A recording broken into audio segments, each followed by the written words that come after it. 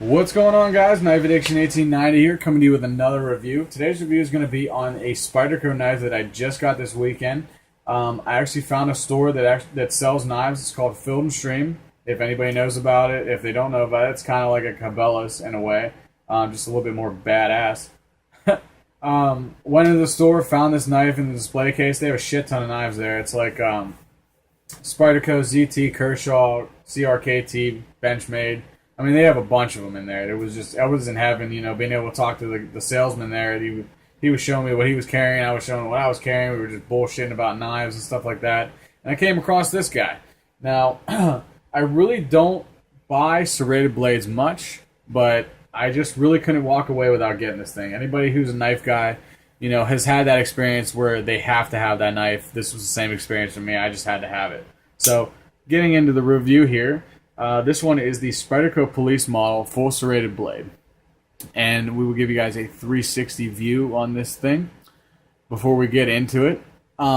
Main reasons what attracted me to this thing is, for one, I've never had a full stainless steel blade, or a full stainless steel knife before, which I've heard are notorious for having one hell of a lockup when it comes to having blade play. There's really, I've heard of people who have had knives for 3 years with the same design for like I think he had an Endura 3, and he used it aggressively, you know, and still has barely any blade play, if any, you know. So that's really what attracted me to that.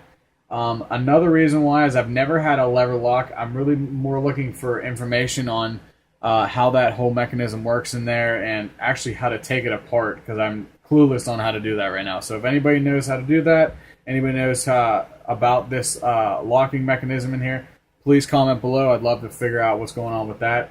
And then the third one is that I've never had a full serrated blade before. I don't really go for serrated blades because I don't know, I've just never been attracted to it. But if you guys can see this blade, it's just badass looking. The serrades on there are just fantastic. It's sharp as fuck.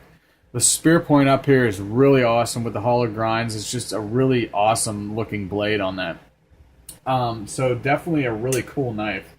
Like I said, I really couldn't walk away without having it.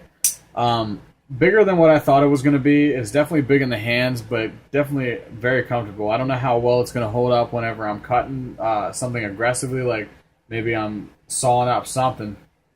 I don't know how well the grip is on the stainless steel, so that's something that's going to have to come in the near future and try that out, see how well it holds up.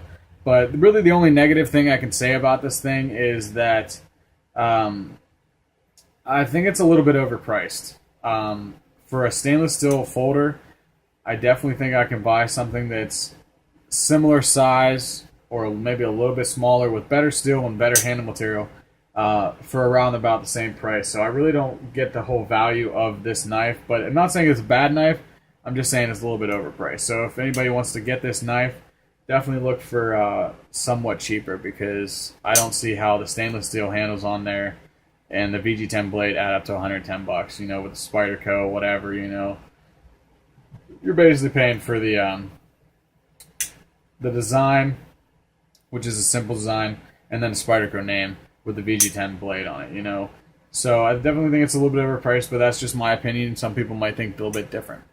But overall, very happy with this knife. Definitely would recommend anybody who wants to get a serrated blade to get this bad boy, because it is a big motherfucker.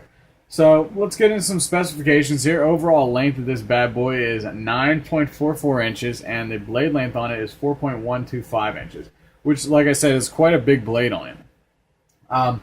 Blade steel is VG10, and it does have the blade style, the spear point up top here, which is another reason why it attracted to me. It's just a gorgeous looking blade with the hollow grind on there. Satin finish, which goes really well with the stainless steel right there. Kind of looks like a gentleman's folder till you open this thing up, and it just looks mean as fuck. Weight on it is just a little bit over 5.5 ounces, so it does have a little bit of weight to it, but that's pretty much all the stainless steel on it. So it's definitely not a pocket hog. It definitely doesn't weigh down your pocket, so it's definitely a really nice knife to get. Would really recommend it to anybody who wants one. Well, a serrated blade, I guess you could say. The other thing I like about it is that it has the user accessibility of tip up and tip down and left or right hand carry. So it's really cool.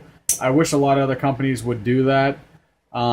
just because they're more or less, you could expand your market by making those. Not all companies make that. So you could expand their market by making it for both right hand and left hand users, and expand the market and sell more of them. But that's just my opinion. It is what it is. But overall, very impressed. Really cool knife.